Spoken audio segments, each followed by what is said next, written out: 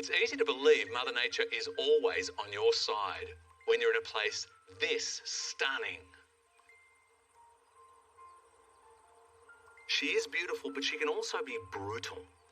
And on Black Saturday, vast areas of this region were destroyed by fire, including Stuart and Sandra's home, garden, and a whole chunk of their history. How do you bounce back from that? Will you accept the good and the bad of what nature has to offer, and you partner with her for a whole new start?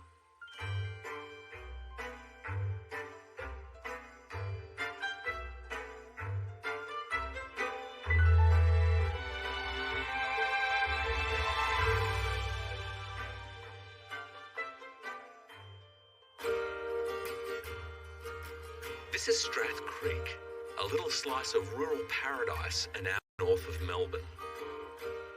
Back in February 2009, this valley and the surrounding region was ravaged by severe bushfires. Stuart and Sandra Hart lost their home on Black Saturday. There were 40 years of memories lost on that day, and unable to face the mammoth task of rebuilding, they decided to begin a new chapter in their lives, just a few kilometres down the road at Waiora.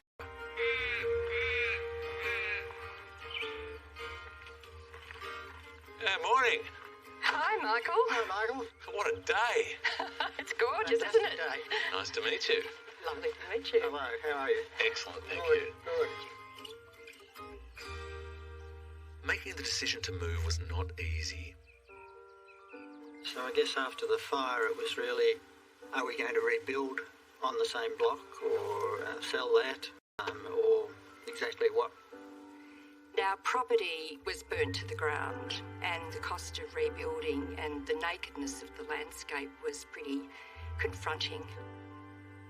Luckily, this charming 1920s cottage came on the market just as they were wondering what to do next. One day we just noticed this house was on the market, so having known this house for a long time, we decided that we'd see if we could buy this. And now, 6 years after moving in, they have grand plans to totally rejuvenate their garden. So how is the new design going to change the feeling of this garden? It is closed in to us, and we want more useful space for us and for the family. And we particularly also wanted to have a swimming pool because it gets very hot involving them. With retirement beckoning, they're preparing for a post-work lifestyle, including more time with the family and new hobbies. We haven't had a vintage yet. Next year is the year. And as long as we can keep the rosellas at bay with the netting, we should get enough grapes off these 4 rows to at least make a start. The idea is to have a lovely aesthetic garden and a place of beauty and a place of tranquility, I guess.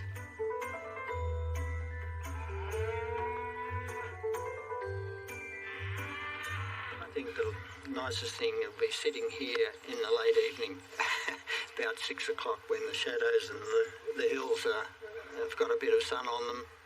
Oh yes, a gin Gin and tonic in hand will be very nice. The first thing you feel when you arrive here is it's just tired. It just feels fatigued. It's just what all gardens go through after a certain period of time. It feels old. At the moment, every pathway is just this wiggly little pathway through garden beds that's pretty. It's charming, but it doesn't actually make any overall sense. What does make sense is capitalising on Mother Nature's incredible backdrop. This is the view from the back. Oh, it's amazing. Look at that. Yeah. Although, shame about the pole. Yeah, that's a bit tricky. Step number 1 is to get rid of that power pole. After that, this whole area is going to be terraced so that we can have a wide, flat lawn surrounded by 2 flanking plantings that almost close over but just leave a gap through to that view. Then there'll be a wide set of stairs stepping up to a beautiful new swimming pool. And if they can achieve the levels required, that's going to have an infinity edge. It's just going to create a whole new sense of space.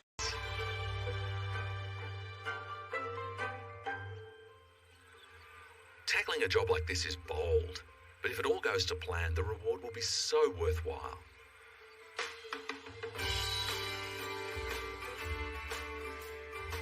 Straight after Easter, while the weather is cooperating, it's time for work to start. The cottage garden, with all its fussiness, is about to become history. A massive hole is being dug for the pool. This will be nearly double the size of your average backyard pool. But it needs to be that big to make sense in such a huge scale setting. This large-scale thinking is stock in trade for Create Her Garden, Paul Bangay. Sandra was at Paul Bangay's Stonefields one day and saw the swimming pool that he's designed there and thought, that's what I want. If someone can make a pool for me in this environment, it will be Paul.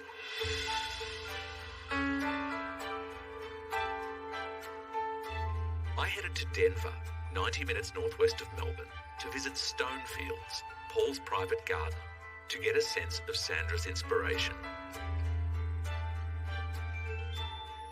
Hey, Paul. Michael, how are you? What a great day. Yeah, welcome. Thank you very much. Come on in. Thank you.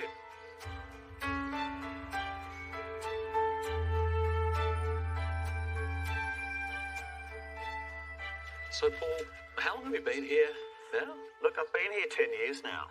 Right. And it was just literally a cow paddock when we first came here. And so how long does it take before you start to get this amazing sense of enclosure? Yeah, and look, it probably took like 7 years, maybe 8 years before it started to feel like a proper garden. And now 10 years old, it's actually really growing in and feeling quite mature. Has there been evolution for you? Oh, yeah, definitely. When I first started off, it was very classic, it was very formal, very just green and like layers of hedges. But now I'm sort of mellowing a little bit more. You can see a lot more flowers, a lot more perennials, roses, autumn colour coming into it. Softer and more organic as I'm going on. So Sandra came here and stood here at this pool and said, that is what I want. Yeah. In your mind, what does she mean when she sees this and says, that's what I want? Well, I mean, they're perched on the edge of a cliff like we are here with a hill. I think she liked the idea of seeing the pool, seeing the distant horizon, seeing a valley below, and being engulfed by sort of flower beds. And I think that sort of spoke to her. When you're working with big views like this, it's really critical that you're not too fussy in your foreground. There needs to be a simplicity. Everything is going to submit to the view anyway. And so I love the fact that Paul has done really a very simple pool with very little decoration around it. And Sandra and Stuart's pool is somewhat similar in that sense. It will subordinate itself. It will come under the power of the view anyway. So there's no point in fighting with that. You really need a simple foreground. And this garden and Sandra and Stuart's garden will be handling that quite similarly. The horticultural standards here are stupendously high, and the attention to detail is evident everywhere. I'm just loving this play of masonry against plant. Here you've got a big box ball and two small stone balls, and then you've got a hedge of green running into a column of stone. All the time you're wondering, am I looking at plant or architecture or both?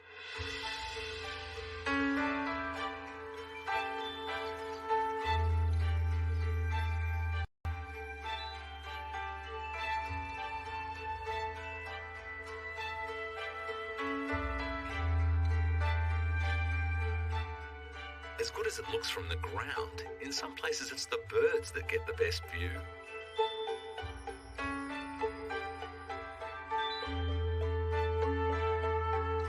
This garden is inspiring and enviable, and I can see why Sandra considered Paul the perfect fit.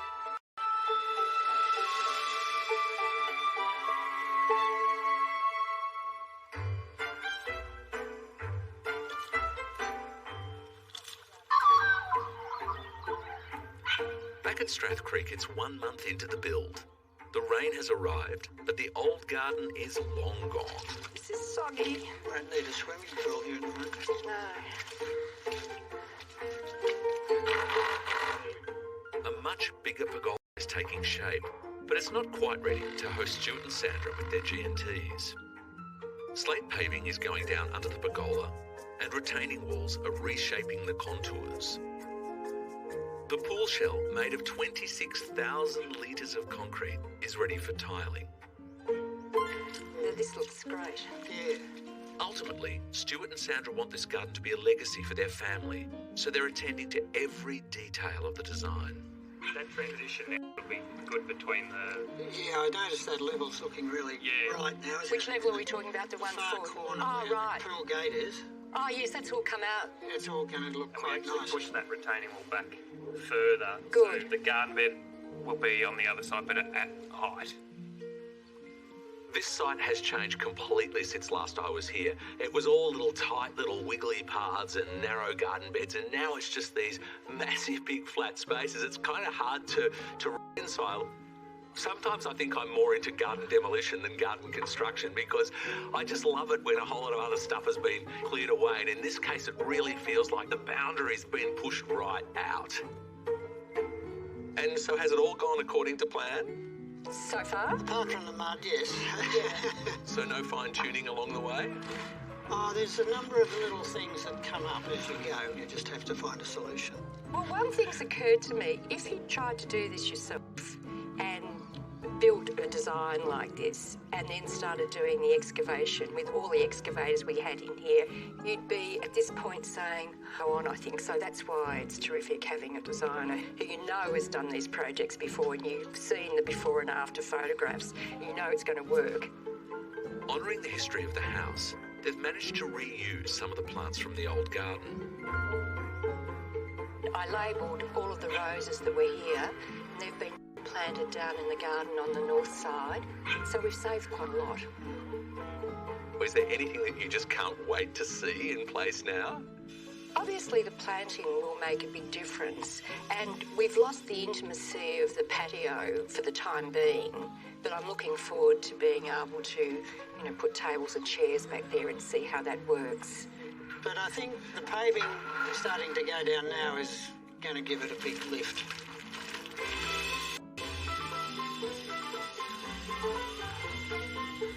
A generous apron of split-faced slate pavers slides out into 220 square metres of lawn. It just feels so generous. The whole thing feels generous in a way that I really didn't expect it to. Really? Yeah. I knew it was going to be kind of spacious, but it just feels like it pushed the boundaries back. Yes. To optimise the view, Stuart and Sandra made an expensive decision. Remember that power pole? They had the power company relocated further down the road and out of sight. With a bill for 35 grand, the difference to that view came at a price. It's opened up this view tremendously, which we thought would happen, but it's much better than it really even thought it would be. The results have really given Stuart and Sandra the confidence to go for broke. As a designer, I have no trouble visualising the end result, but I know for so many people to see a garden in a state like this, it's just impossible to imagine lounging out here on a sunny summer's afternoon. I love Sandra and Stuart's confidence in this process. They know where they're headed, and they're just going to see this through, smiling all the way.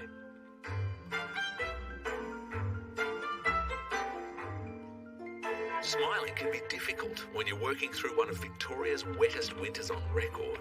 But although there's a long way to go, this design has already regenerated and reinvigorated everything about the space. The last time we were here, this place was just a sea of mud. But you can now really start to see the shapes emerge out of the slurry. We've got stepping stones going in across the lawns, really creating strong focal points. The block wall against the pool is being clad with natural granite to link in with the paving. The brick paving that was under the old pergola has been repurposed, possibly in a second, third, or even fourth life as a retaining wall beside the pool.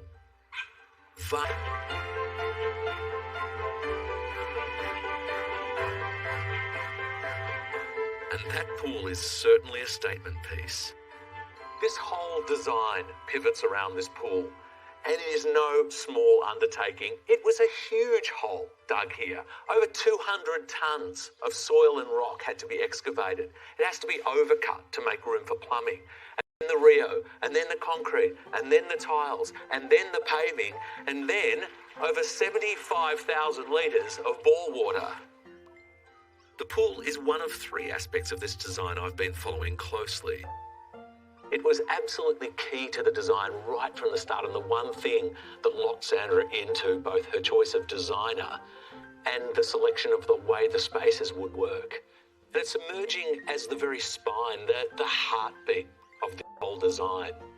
Second, there's the regeneration, and it's great to see plants re-emerging that were dug out and set aside for this point, as well as the red brick being reused for the wall. There's a lovely sense of a reiteration of what was once here. And thirdly, there's the notion of scale, and it just feels like this garden is embracing the landscape beyond, the size of all that in a whole new way. What you're creating is something so fantastic, usable, and so engaging. Yes, I think that's the big thing to me. It's the usability of this is going to be so much easier. Miles ahead of where you were. Yeah, absolutely. Yes.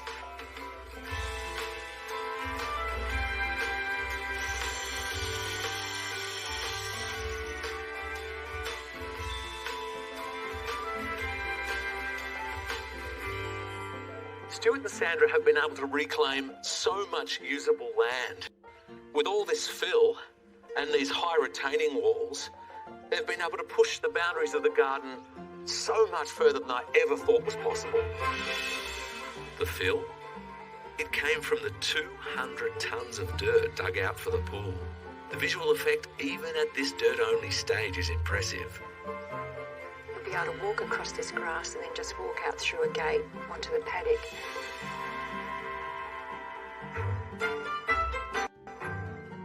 It's October, and the winter rain has continued through spring, so meeting deadlines has been a challenge. Progress has been slow for the last 2 months. It's been very wet and rainy and soggy, but hopefully the weather is improving. Paving may be behind schedule, but the pool is tiled. Happy with the selection? Yes, yes, it looks fantastic. And each of those tiles has got 3 little indents on a bit of nice light. Yes. That's a big pool. You get a decent lap out of that. Today's focus is the planting of the trees, but exactly where they go is up for debate. So are these trees in their locations? Is that ready to go? No, they're not. No, we'd like Sandra to confirm the position before we commit. All right, so what does the boss say? Well, I've just done a quick measure on this plan because I'm really obsessed about getting things into the right position. Right, well that is in line with the tread, the front of the tread. Oh, okay, good. That perfectly. If you go back to the other end of the step and run your eye along the tread, you should see that the trunk is pretty much in line. Yeah, that's good. Yeah. That looks lovely because it's got a vertical, comes down in a triangle, and you've got that horizontal ballerina arm. I like it very I don't much. think it should be a bit further away from the path by any chance. That's what Paul says, so I'm quite comfortable with it. We always disagree on things, you know, you're black and us versa. I actually do prefer it in the line of 3. Now, the placement of these trees is more than just an aesthetic consideration. They become like the implied walls of this space. So it's really as much about the feeling, the proportion, the enclosure of this space as it is about just how it looks.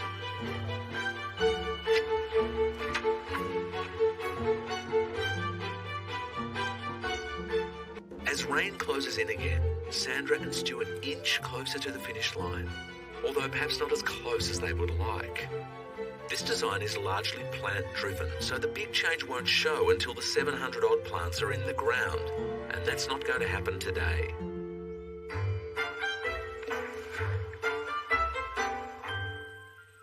A few weeks on, under sunny skies, the lawn is being rolled out, and designer Paul Bangay is on site for planting.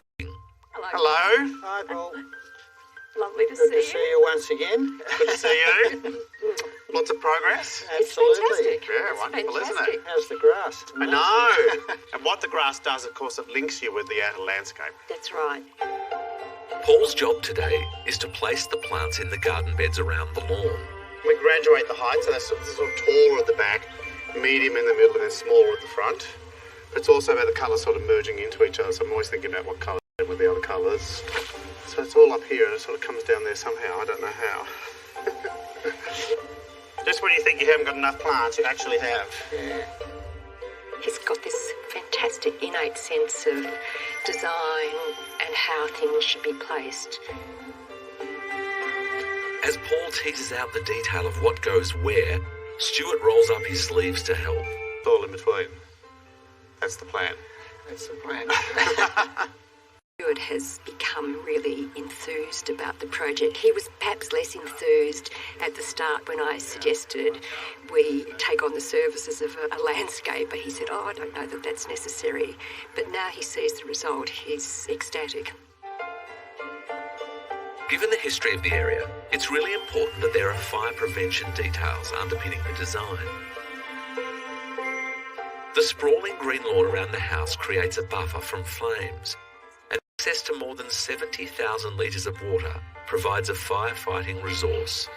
Post the fires, everyone has a policy now in this area of having green lawns, or rather than brown lawns, Yeah. because it's much Better safer. fire protection.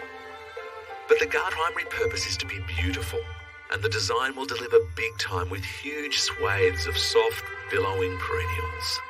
Really pleased how the day's gone. Like the client's happy, the designer's happy, and the planting's the final piece of the jigsaw, and it's fitted in really well to the garden beds that we've all laid out. So I think, probably in 6 months' time, we'll see this garden looking quite mature.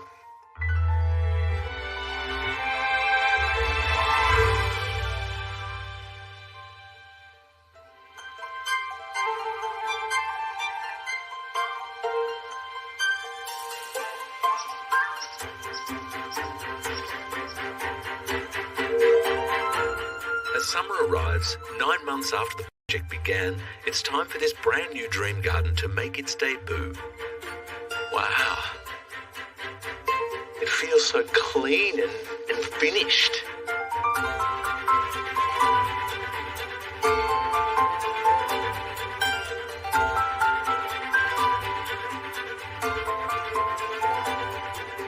The first thing that strikes you is how this incredible green lawn is like a carpet rolled out in front of the view. The greenery here just links with the greenery beyond and draws your eye like it never did before.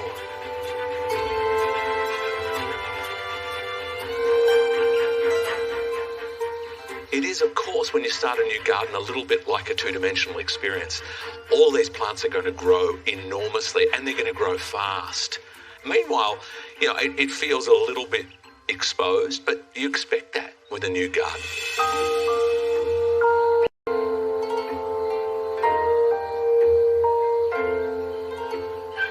Really enjoying the clipped edges of these box balls against the fluffiness of the surrounding planting. The contrast of those is lovely, and the movement of some plants and the static quality of others. How you going? Hello, Michael. Hey, Stuart. Going well, thanks. Welcome again. You must be so delighted. Oh, we're thrilled. It's exceeded our expectations. Fantastic. So, Sandra, you went to Stonefields and you loved what you saw there and wanted that here. Do you think that Paul has effectively translated what you loved to this location?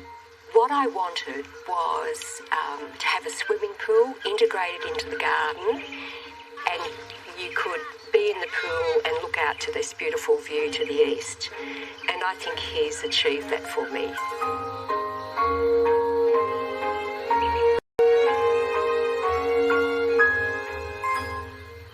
So all up, the power pole, the pool, the garden, how much has this cost? 400,000. Perhaps a fraction more. I think it's probably overcapitalised, but that's not the aim of the game. The aim of the game is to have a good, functional, lovely living space. There are no regrets. And at this stage of our life, it's better to invest in something like this. Paul Bangay has delivered a baby for Stuart and Sandra in the shape of a designer garden. And it's their job to feed, nurture and discipline it so that it grows into a clever, generous garden that will change with the seasons and reward its proud owners. So you're both after a more family-friendly space. Does it work on that level? grass here comes straight off from the patio, so while we're sitting having lunch or dinner, the children can run and play out here, and we're going to look after it for the length of time that we can, given our age. So hopefully it will be for them.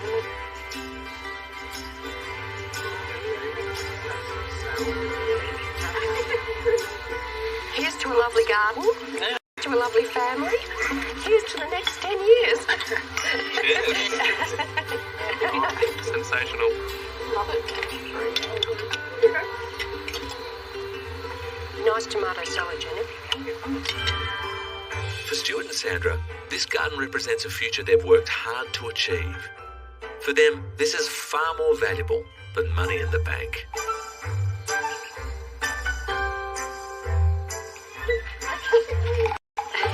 To make a garden is an act of optimism. They usually arise out of a sense of security and stability and a conviction that while things may be good now, they can be better yet. For Stuart and Sandra, on which to paint the future of their family life.